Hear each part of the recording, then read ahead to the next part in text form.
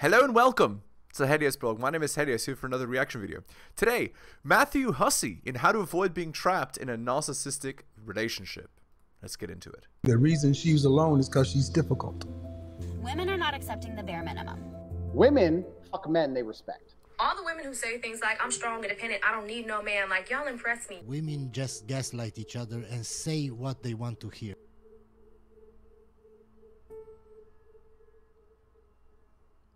That's where the disaster begins. It's because all you're doing is looking at the things you find attractive. You're not looking at the fundamental qualities that are missing in this person, and you're hoping that one day those things will arrive. Actually, ironically, women do look for these. They look for how to disqualify. So that he hides it so well is actually admirable, though obviously not good for her. All right, let's continue. Till you get to someone, the more ability they have to distort reality, right? They know how to make you feel like what they're... It's kind of like con men in general, right? And women. Con people. Con people. Disaster. You see, he has to qualify it because, you know, we have to be as, like, you know, as egalitarian as possible, because that's great. Yeah. It does really feel like conning comes more from the male direction, but there are female con people. Con women. A con person. See how he was, like, looking to get validation from his wife? Come on. I'm going to say con man. Con person sounds ridiculous. Artist? Con artist. Con artist. That makes it sound too glamorous. A con artist. Yeah, this is ridiculous. Like, I'm already, like, close to throwing up from just how fake and virtue signaling it is. But, I mean, we already know Matthew Hussey has made his money by basically speaking womanese. Like, saying important advice in some spheres that women need to hear, yes, but also being a con artist, not a con artist, sorry, that's what he's saying. He's done it by speaking womanese. So to speak womanese, you have to virtue signal as much as possible. You have to be as inclusive as possible. You have to avoid, you know, bothering or annoying anyone, and so on. And yeah, he's a master at this. He's a master at you know, basically saying what women want to hear in womanese, while also throwing in a bit of advice there too. Artist knows how to distort reality. They know how to make you think that what's going on is normal or plausible. And it's all about the kind of distraction from what's really going on, so that you don't just look at the facts and go, this doesn't make sense. Why is my, you know, why is my bank calling me out of the blue at midnight to have a chat about my account? Like, this doesn't make sense. You know, but it's all about trying to create plausibility. So what he's saying is that these narcissists, they distort reality in order to get you into their web, and they use that to get you to do what they want. Yeah, that's about right. All right. Shitting time. Hit the like, hit the sub, hit all the notifications, drop me a donation like Hunter M, Adrian R, and Tom M. Shout out to them. Buy my books at bit.ly/heliosbooks. Shout outs to Curry Kid, most recent purchaser of the Strategist Guide to Seduction. I really do appreciate it. Thank you. Also, go to my Patreon and subscribe. Patreon.com/theheliosblog. If you want to support me on the podcast, just click in the podcast description. Underneath, there's text. And just scroll down to the Buzzsprout link. And of course, share this video. All right, let's continue. And when someone turns out to be a disaster, usually, well, a lot of the time what happens, especially with narcissistic people, they distort reality until the point where everything starts to fall apart. And even then, you can find yourself in a situation where you're so deep in that even as it's falling apart, you're still trying to, like, duct tape it together yourself, because you just can't bear how much you've put up with and dealt with and invested if this turns out to all be nonsense. So now you become complicit in the con because you don't want it to be the case. Sorry to interrupt the video, but if you're watching this and your love life is a priority for you this year, you want to meet your person, I have a free training called Dating with Results that is going to help you do that, and you can watch it right now. All you need to do to sign up is go to Dating with Results. Sorry, I don't like this shitting. Why? There have to be ways to just take facts and hold them up to the light of day. Oh, there's actually a famous adage here. It's easier, 3 times easier to spew bullcrap than to refute bullcrap. So bullcrap is very effective, which is why Sneaker has a lot of money. And that can be by talking to family. It can be by talking to friends. It could be by talking to experts.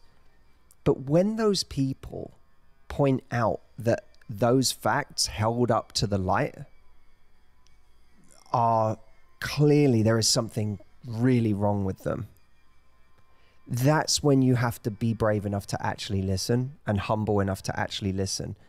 Because what tends to happen with people who turn out to be disasters and distort our reality is that our desire to want to meet and find a person is the strongest thing going on. And so we begin to isolate ourselves from the very people that could actually say something honest about those facts. We start hiding the facts.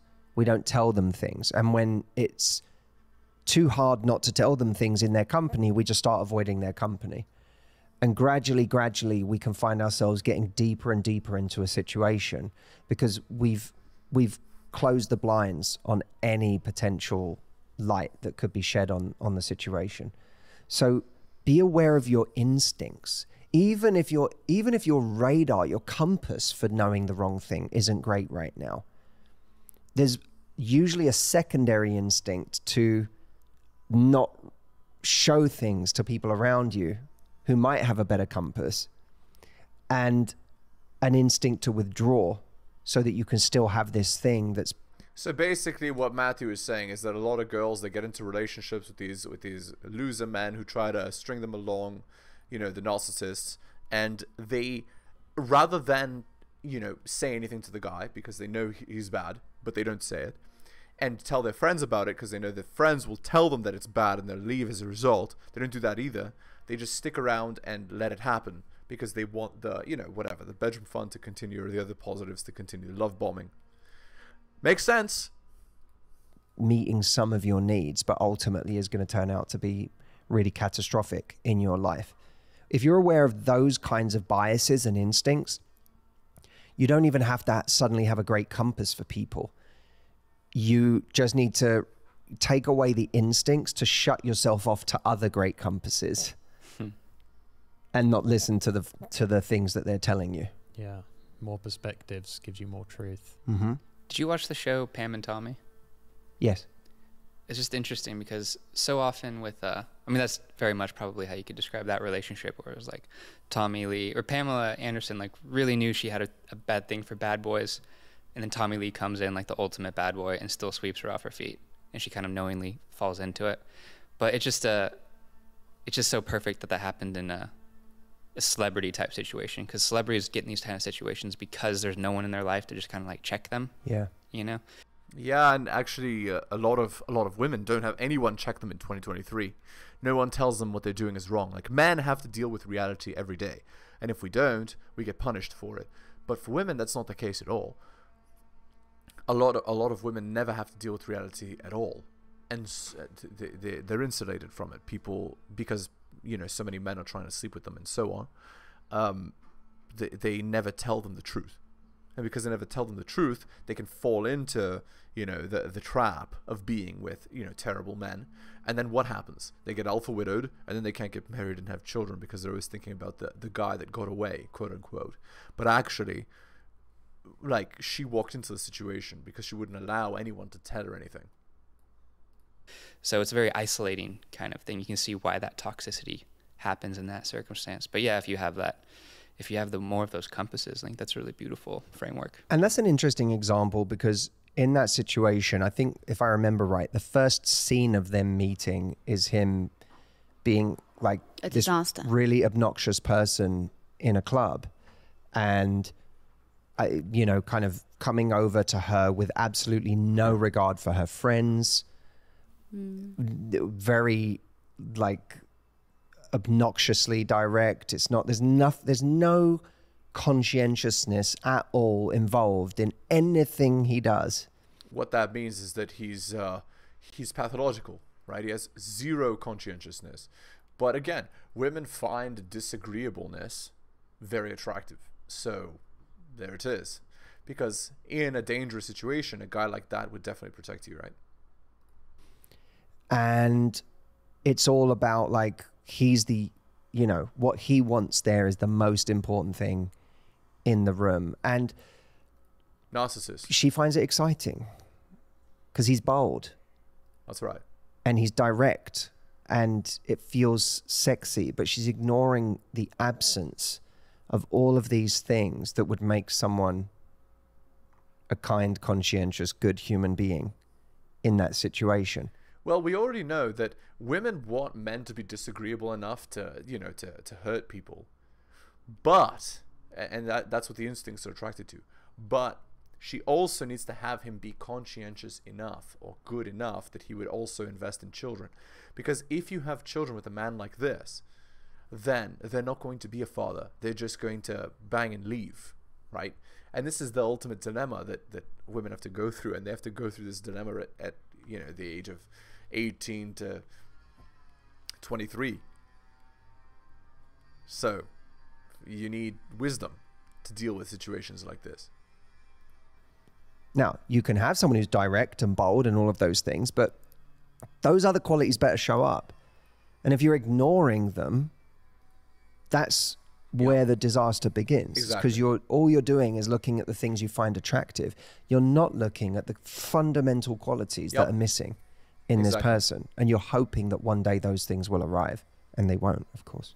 You know what I also think is I sometimes, this is a bit of a bold statement to make, but I sometimes think people who are the most charismatic and the most like kind of magnetic have learnt that behavior in order to hide the fact that they're actually a disaster. A lot of people who are kind of more level-headed, you know, consistent, actually probably have the right materials to make you happy. They have a quiet confidence about them that doesn't announce itself in the same way that, for instance, Tommy and Pam and Tommy does. And I sometimes think when you meet people like that who are just so, oh my God, that person, they were amazing, they were so exciting, so interesting, so funny, so this, so that. It's kind of a learnt behavior to sort of mask an insecurity and a lack, I think. Completely agree with that. As a magnetic, charismatic person, I don't know if I'm agree with that. One thing I was going to say. British humor. So funny, so funny. From you, not from you. One thing, I'm joking. One thing I was going to say, yeah, our friend, well, not our friend, our intellectual friend, let's say, John Gottman, who does great research on relationships, look at frequency. How often is someone their kind, conscientious, helpful self? Because some people will cling on to that person who is 10% of the time that, and they go, look, it's there in them, I've seen it. Yeah, not realizing that that conscientious, kind person might just be an act, right? But John Gottman says the relationship's defined by how frequent does it happen. If they get drunk, act like a disaster, and they're a mess 3 times a week, that's a hell of a lot of times to deal with a drunken, terrible mess. Yeah, it's interesting. It's almost the antithesis of what, who is it? Robert Greene says. When Robert Greene said, I heard him say, no one ever does anything once. If someone does something, assume it's a pattern, because no one ever does anything once. And that's kind of a pretty good rule in general to apply to negative things. Although, you know, I would hate for that rule to be applied to me in my life, because it offers little redemption for the worst moments of our lives or the things that we wish we hadn't done. But it can be quite a dangerous rule when applied to positive things. Right, if you use that as hope. Yeah, if you say this person did this thing on a date, so I'm going to assume that's who they are, that can be quite dangerous. Right, exactly. Because when they're doing that stuff on a date, what they're actually doing is they're auditioning. And of course, on the audition, you have to be the best you can possibly be, right? Because you're trying to get laid as a man. So that doesn't mean that they actually have that as part of their character, right? Because it doesn't factor in consistency in that thing. That's where people overvalue a great date or a very beautiful thing that someone did for them. But they don't look at the fact that actually the rest of the time this person is unkind or abusive or, you know, unfeeling or selfish. A lot of relationships are fueled by a couple of good acts a year. Or a really great face. True. Yes, but at least that's She's telling on herself. consistent. Okay. But is it appropriate for someone who No. you've met? Yeah. No, no, no, no, no. There's very little about what was just said that's appropriate. Different. I have a club called the Love Life Club, and every month I answer questions of my members.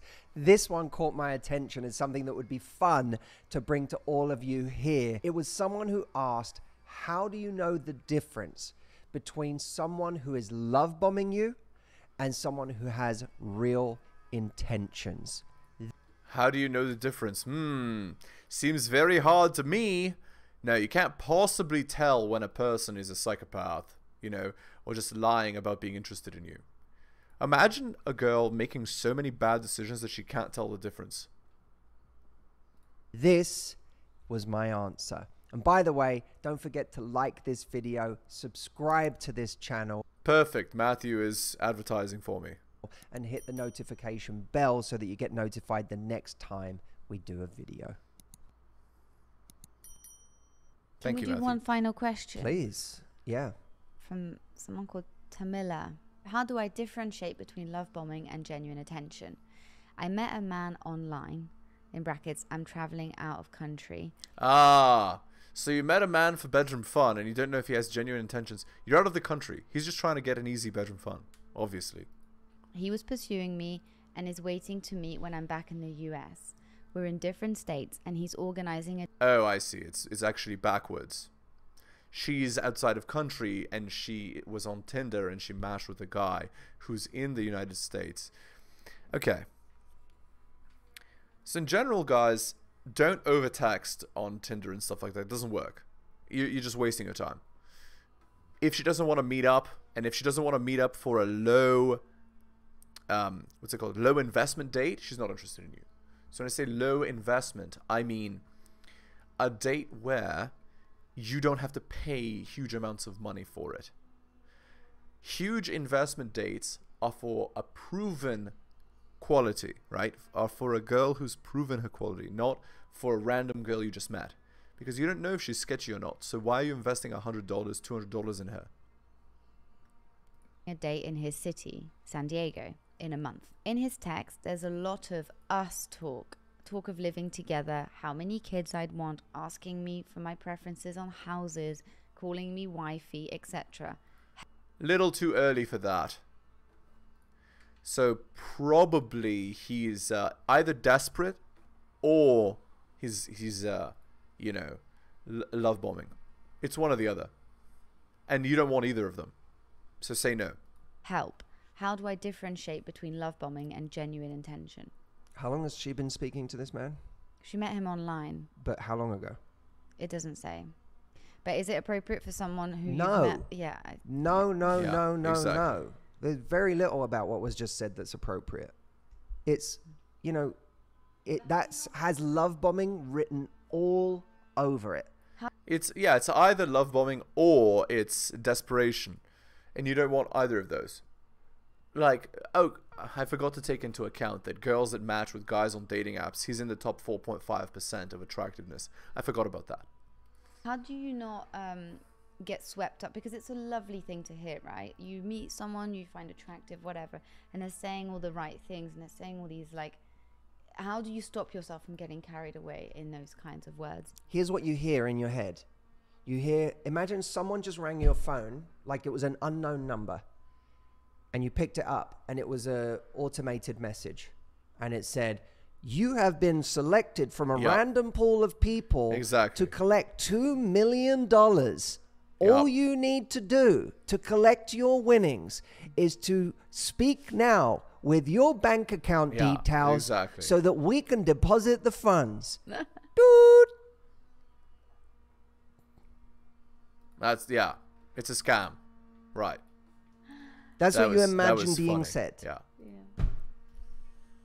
Because this is why fathers are better at selecting romantic partners for women than women are. But anyway. If that happened, we'd all be like, hang up.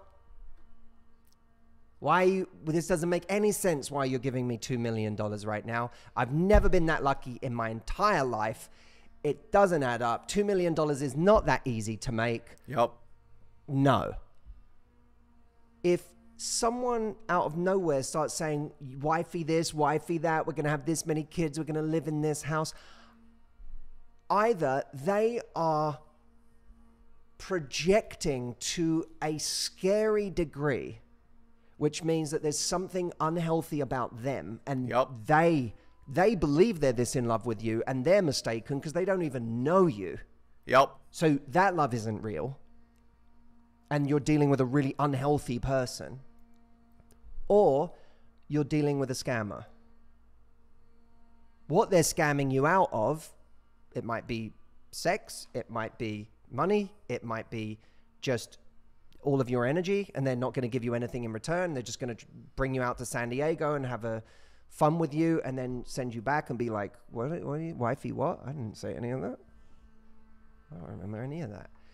It's, you know, there's some, they're trying to get something. Yeah. They're trying accurate to get something. So you have to start seeing it for what it really is. It feels nice to be told you just won $1 million, but you can't trust it. Exactly. Now, how do you know to avoid this stuff? It's just the timing, right? If it happens right away from the very beginning, like, this is a man that knows what women want to hear and is using it to get bedroom fun. Because women want relationships and men want bedroom fun. So it's obvious what's happening here. He's telling you what you want to hear because he's trying to get what he wants as fast as possible, right? Men don't develop feelings that quickly unless they're abject losers who've never had a girl before, and women don't find those men attractive. And it's the same with this. How can you feel this way about me? You do not know me. You have no idea who I am. So either take the time to actually get to know who I am. Right. And let's start again. Or I'm going to see this for what it is. Right. Which is either a gross projection or a manipulation. Exactly. But someone can only know you over time by asking questions, by taking the time to actually get to know you. And by the way, be careful of like traveling to see someone who you don't know. I mean, in general, are they willing to make an effort to see you? Could they meet you halfway? You know, like, is there a way for the two of you to meet in a way that requires at least some mutual investment? Right, exactly. Because well, here's the thing. As a man, you want to go on a low investment date to begin. And she needs to meet you on your terms. Because again, girls have to show you that they're interested in you, because women usually aren't interested in men. They're usually interested in using the guy for time, attention, and affection. And if she's not willing to go on a date on your terms, then you shouldn't even be going on a date at all. So keep that in mind. Fly to be with me in my backyard is a very easy thing to say to someone. And I'm not saying that means they're dangerous or evil, but at the very least, it's like, It's a lot of work for you and none for them. I think that's such a good point. We've made it before, but just when somebody asks you to fly to see them, it feels like investment, because you go, oh my God, they really want to spend all this time with me. But actually it's no investment if the person is thinking, well, I'm going to have a nice weekend, I'm going to get sex out of it, and then they fly home and I never have to think about it again, or I certainly don't have to think about it further than that weekend until I decide. But we think it feels like, because it feels like investment, right? It feels like it's something serious because you think, oh, this person wants to spend a weekend with me. Exactly. So yeah, I think that's really interesting. What it is you're depositing a whole lot of money for very little investment on their part. Yep, that's accurate. So again, we want the girl to invest in us at the beginning. But again, it's not like you're flying her out, wasting money on a plane ticket, right? No, you're going to go and you're going to have coffee or you're going to walk. And the point is, if she's not willing to do a low investment date with you, all she's after is money, which means we avoid. All right, we're going to end the video there. Hit the like, hit the sub, hit all for notifications. Drop me a donation, like Hunter M, Adrian, and Tomim. Shout out to them. Go buy my books at bit.ly/heliosblog. Shout out to Curry Kid, being the most recent purchaser of Strategist Guide to Seduction. I really do appreciate it. Go to my Patreon and subscribe, patreon.com/theheliosblog, and share this video. Also, if you want to support me on the podcast, just click the link of the podcast itself, scroll down to the Buzzsprout link. It'll be under support the show. All right. Thank you so much for listening, especially if you listen to the end. I really do appreciate it. Take care of yourselves, and I'll see you next time.